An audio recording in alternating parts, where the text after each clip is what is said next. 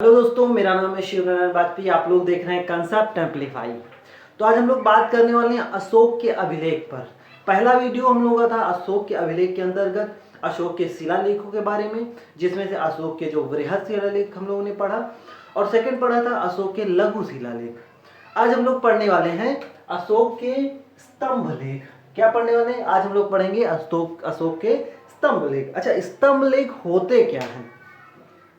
क्या होता है कि पत्थरों को काट कर उनको स्तंभ आकार देकर उसमें लेख का उत्कीर्ण किया जाता था। ये क्या है?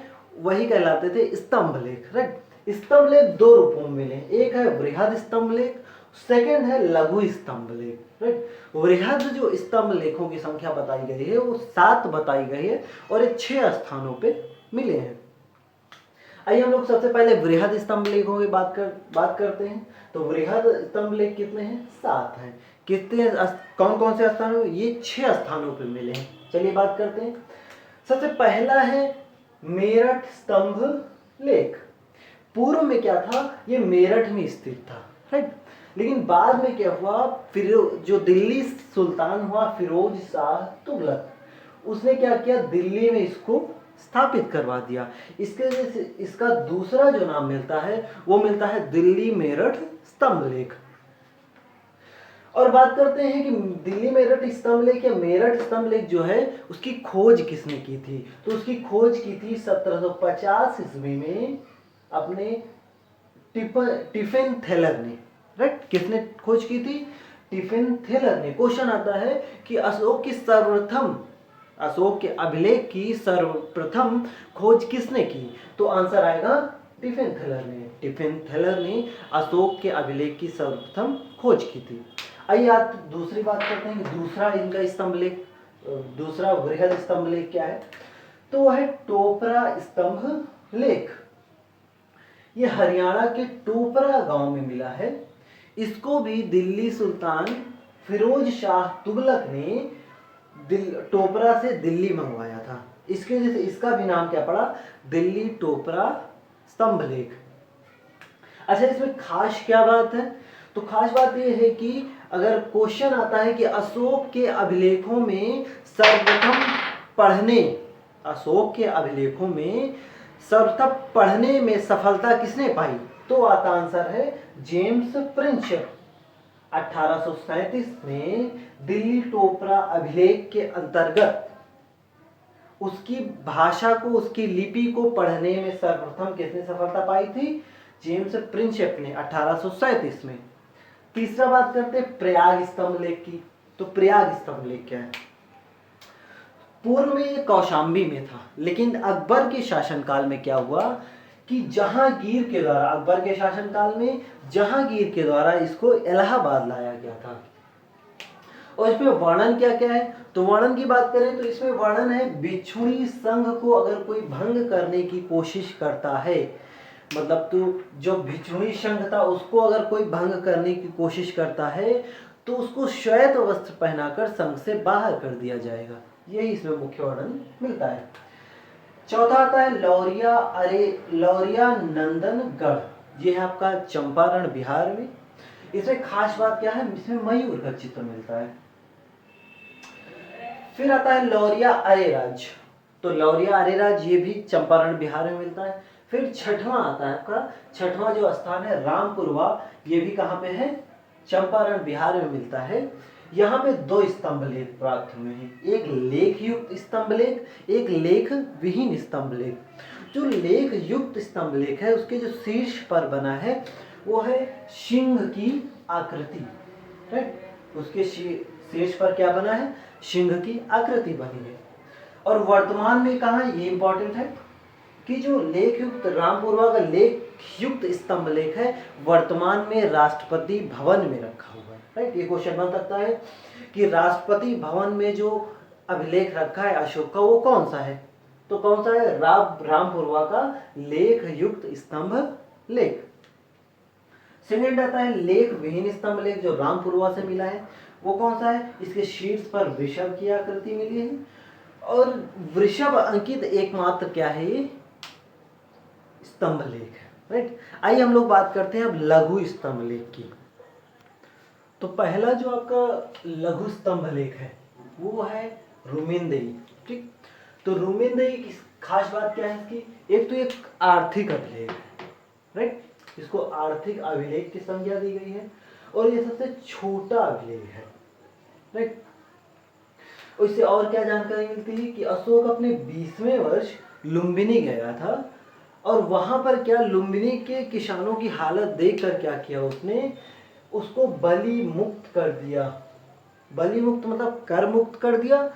और क्या किया, भाग, भाग मतलब होता है कि जो भूमि से प्राप्त राजस्व था, भूमि से प्राप्त कर था, कर को जो भूमि से प्राप्त होता था उसको 1/6 से 1/8 कर दिया, राइट।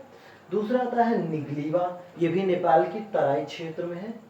तीसरा आता है सांची, इसमें क्या खास बात है, सांची का जो स्तंभ लेख है वो रायसेन एमपी में है, राइट।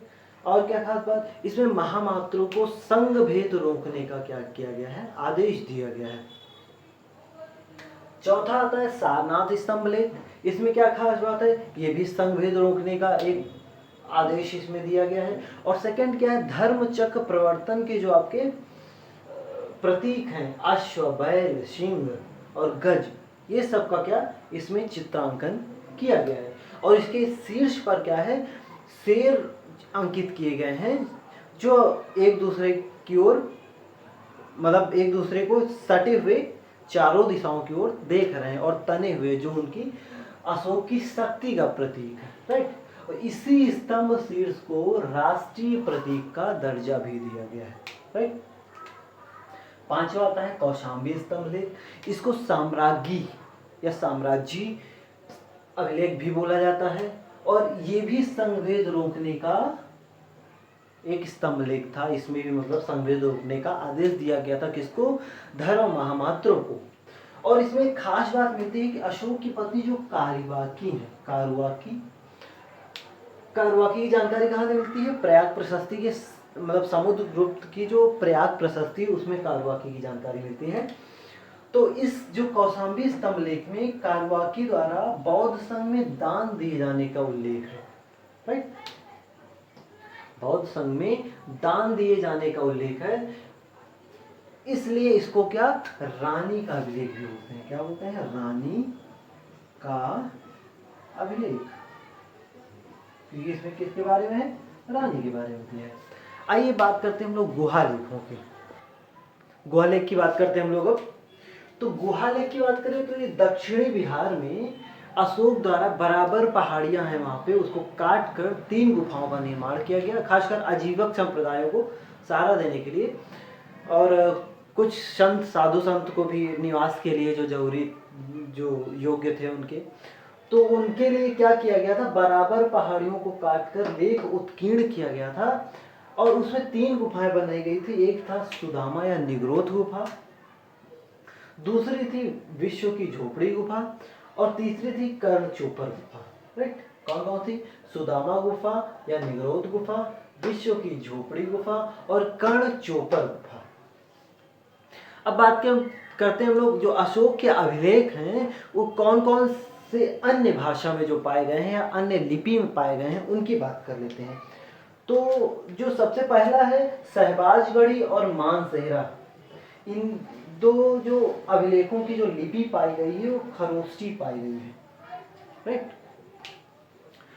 और सेकंड आते हैं तक्षशिला, एक भग्न मतलब टूटा हुआ अभिलेख मिला है और काबुल नदी के तट पर लघमान अभिलेख मिला है। उसकी जो लिपि पाई गई वो पाई गई है अरेमिक, राइट। कौन सी पाई गई है, उसकी लिपि पाई गई है अरेमिक लिपि।